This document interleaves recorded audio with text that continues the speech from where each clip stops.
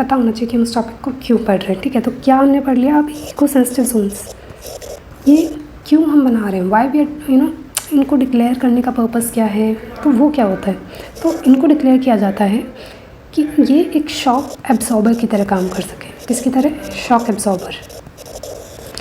Shock absorber किसके लिए, उस प्रोटेक्टेड एरिया के लिए, जिस भी प्रोटेक्टेड एरिया के अराउंड हम इसे डिक्लेयर कर रहे हैं। जैसे कि ये एक प्रोटेक्टेड एरिया है। अब हमने बोला फॉर एग्जांपल हम ले रहे हैं, हमने बोला ये 10 किलोमीटर का एरिया जो है ये इको सेंसिटिव जोन है।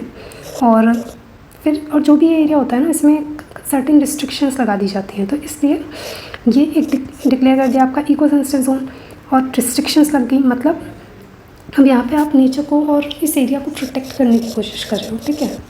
तो ये क्या करेगा, ये एक तरीके का शॉक एब्जॉर्बर तो हो गया।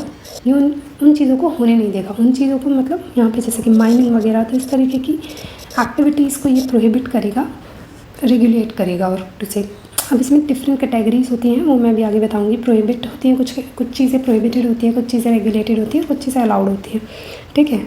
ये 3 कैटेगरीज में डिवाइड होता है। उससे पहले हम आगे देख लेते हैं।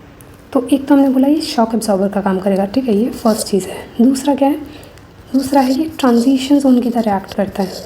इसको हम क्यों बनाते हैं कि ये ट्रांजिशन जोन की तरह एक्ट कर पाए from areas of high protection, जो कि ये हैं, to areas involve lesser protection. अब इस तरफ जाओगे तो क्या होता जाएगा, ये तो प्रोटेक्टेड एरिया है, सबसे ज़्यादा प्रोटेक्शन यहाँ पे चाहिए वाइल्ड लाइफ को प्रोटेक्ट करने के लिए और बायोडाइवर्सिटी को प्रोटेक्ट करने के लिए। वाइल आप इस डायरेक्शन में जाओगे, आप इस डायरेक्शन में जाओगे तो क्या होगा, तो आपका जो प्रोटेक्शन का वो है कम होता जाएगा। मतलब you need less and less protection at this side. इसीलिए इतना एरिया अगर प्रोटेक्टेड है या इतना एरिया अगर इको सेंसिटिव जोन डिक्लेयर किया तो उसके बाहर की साइड में आप कुछ भी करो, ठीक है।